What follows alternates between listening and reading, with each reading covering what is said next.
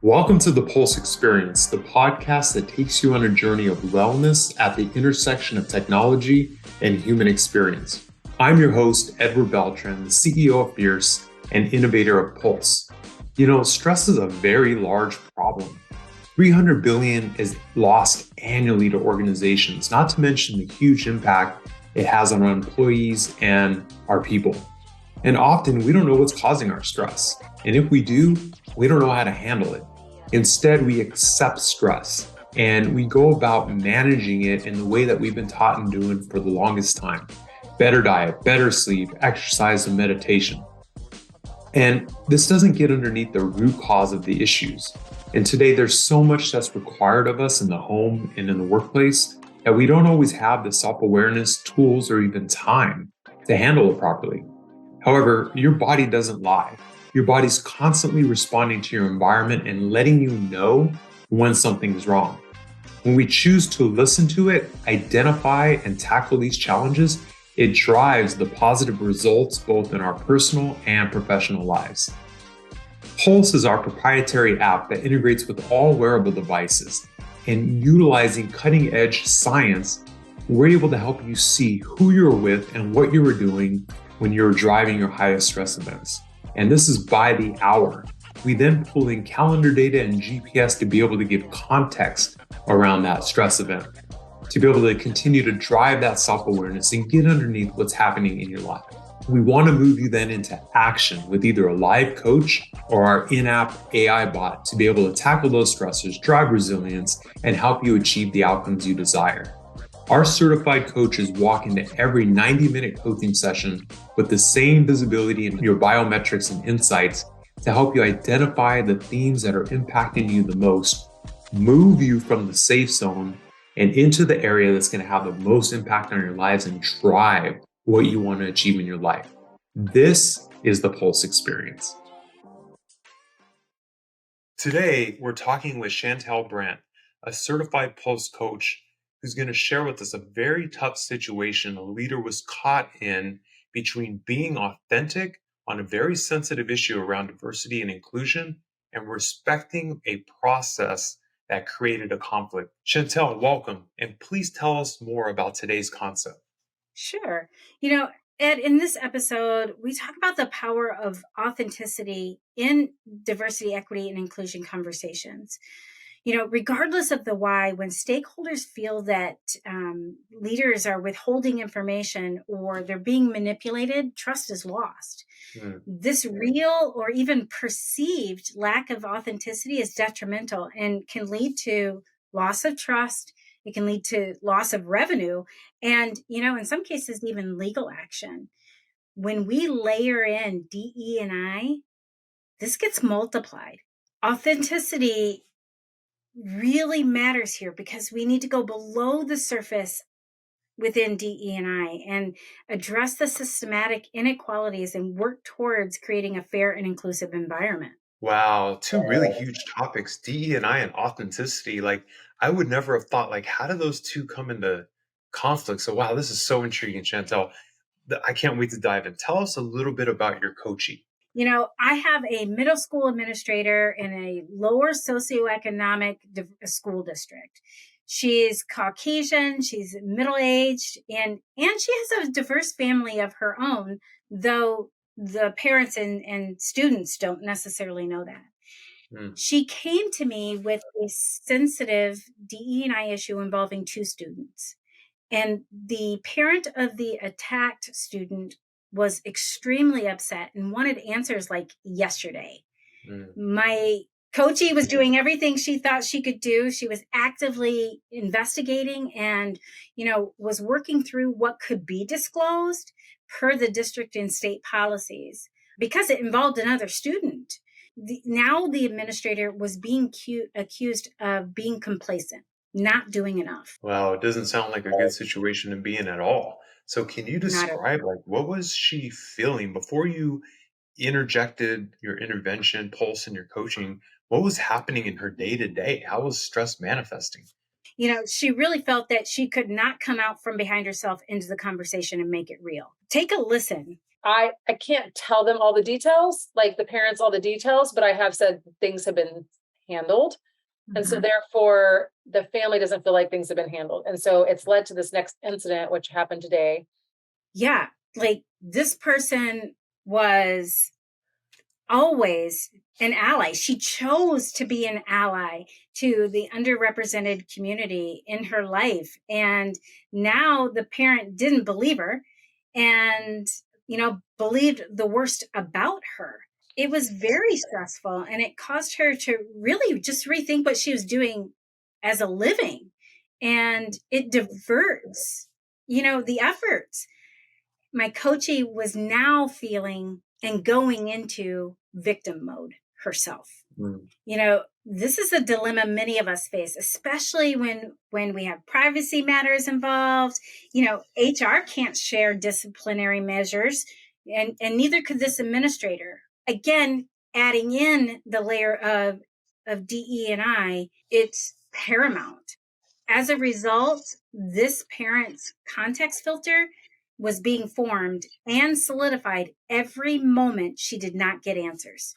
Wow, I hear and I feel like that stress and such a tough situation coming through. It's so interesting, Chantell, because so many of I've heard this similar type of scenario from so many of our educators of our kids, how they're in such tough situations and they second guess, what they're doing is very, very unfortunate. And so with that, tell me about the self-awareness piece. So how did Pulse help her with the self-awareness of what was happening?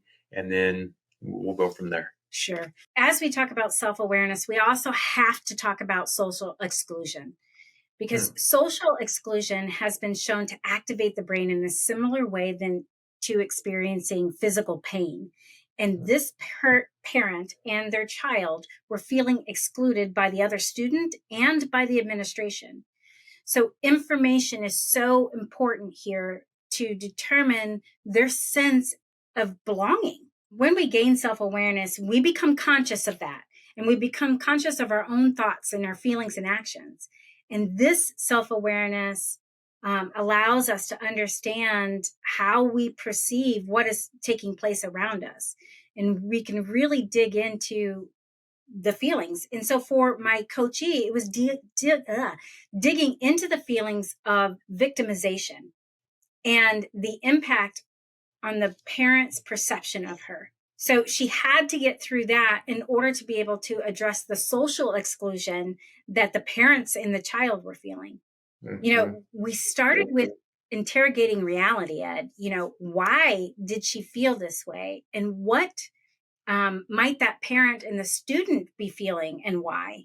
And we really needed to modify her communication style and approach in order to gain clarity and acceptance here. So this is really interesting to me, Chantell. I want to double click on this. So you mentioned two feelings in this scenario from the self-awareness. One is feeling of a victim. And then second one was I heard is feeling of social exclusion. Was that social exclusion reality, or was it perception? Well, Ed, it was perception, but yet to the person that's feeling it, it is their reality. No, totally. Right? It absolutely is. And, that is the thing with exclusion. When somebody feels excluded, everything about that feeling becomes real. It is literally like a physical reaction. It reminds me of, and it's been compared to getting punched. Your brain doesn't know the difference. There's a part of the brain called the DACC, the dorsal anterior cingulate cortex, and that gets triggered when there's feelings of exclusion. That same DACC is triggered when we have physical pain. The brain doesn't know the difference. And for here, all of this is churning, and it's creating a narrative that is going down a very slippery slope and fast. Oh, wow. Okay. So let's dive into this then. So you drove the self-awareness from Pulse, right? To help her say, here's what's behind her stress events. And of that, you were able to help her see that it's feelings, perception, or reality, right? Perception is reality of victimization and social exclusion. So talk to me about how you coached her through this. Let's pull back the layers on this. What happened? Again, we started with interrogating reality, right? So what was real here? Establishing trust is critical to addressing the inclusion concerns or exclusion concerns in the educational setting that involves parents, teachers, children. And emotional pain is genuine and the stakes are high. I want you to take a listen to what my coachee was feeling. My state, gosh, just my pain, my heart, my feelings, my goal that cannot be achieved, my watching our children hurt, me in pain, my own children, my grandchildren, not seeing betterment for this world, family suffering. Like there's a lot of sadness if we cannot figure this out. And the pain was real, right? Absolutely. She knew that something must change.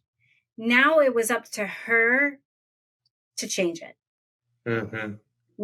We went to the app and we explored 2 modules. The first being accountability. That desire to take responsibility for results, the non-negotiable choices that we have and that she has to live her life. If she was not getting the results that she wanted and she was experiencing this pain, what were the tangible and intangible results that she did want? This helped her to really assess her victim mode from why this was happening to me. I did nothing wrong, to if it has to be, then it's up to me. So regardless of how you got here, how can you change it? What's within your power? Just because she could not give details did not mean that she couldn't make a difference. And the difference that both her and the parent wanted and needed to see in this situation. When we think about the DE&I, we all say, we want to make the difference, but it's a matter of who's stepping in and actually doing the work. And in this case, it needed to be her, and she needed to bring the parents along for this conversation to make an impact. And so we went from accountability to confront and tackling her toughest challenge today. I like to think of that backpack analogy. We all carry that backpack filled with rocks to represent the conversations that we're avoiding. And every time we have a conversation, we remove a rock and lighten that load. That biggest rock, the moment that represents the biggest conversation that we need to have, makes the difference. And avoidance of that conversation was causing her greater harm than the discomfort of having it.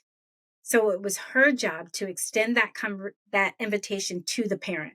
The confrontation model provided her with a structure on how to handle the challenging situation with the parent in a skillful and authentic manner.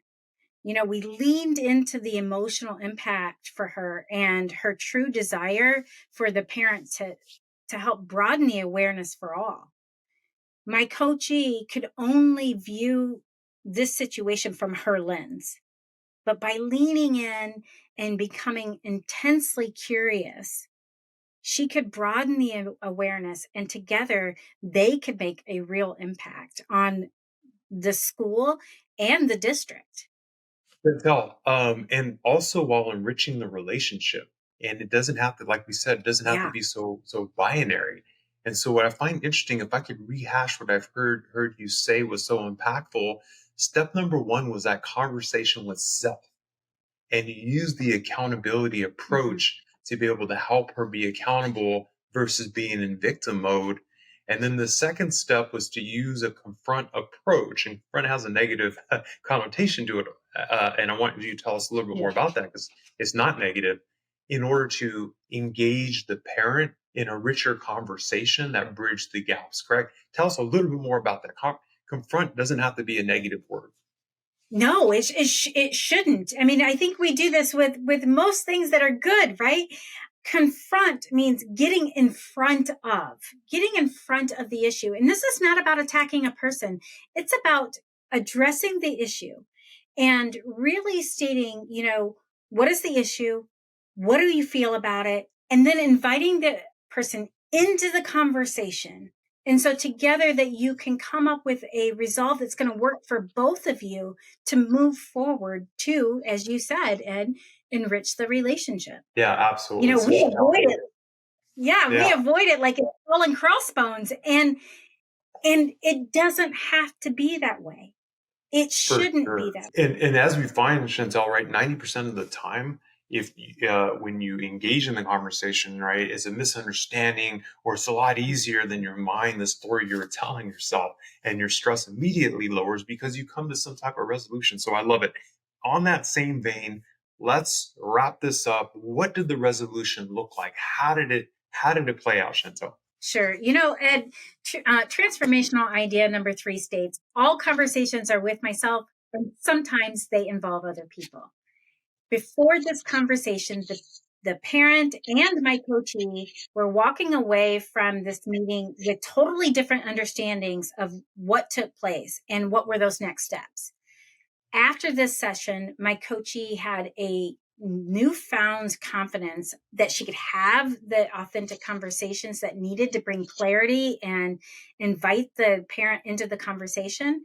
And together, they built a framework for communicating moving forward.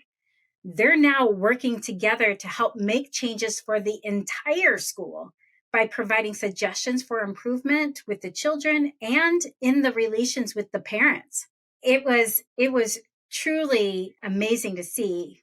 My coachee's stress numbers moved down by approximately 5%. And this isn't a one and done. Yeah, it's astounding, right? And this isn't a one and done. Creating an environment of inclusion and belonging will always be stressful.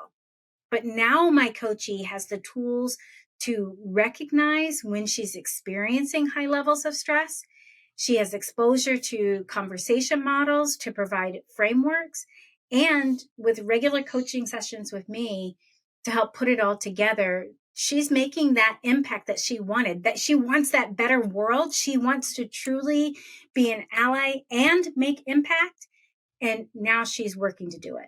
Oh, that's incredible, Chantell. Great work, great job, and real impacts, right, on our educators and on our children, because we're modeling that behavior. So Chantell, wow, that's just absolutely incredible. And the point here is that in the perception of I'm in conflict between my authenticity versus what I feel like I'm supposed to do, that's not necessarily the case, right? And being able to explore that and have line of sight, you not only came up with a path forward, but everybody benefited. That's just absolutely incredible. Chantell, Thank you so much, and just incredible work.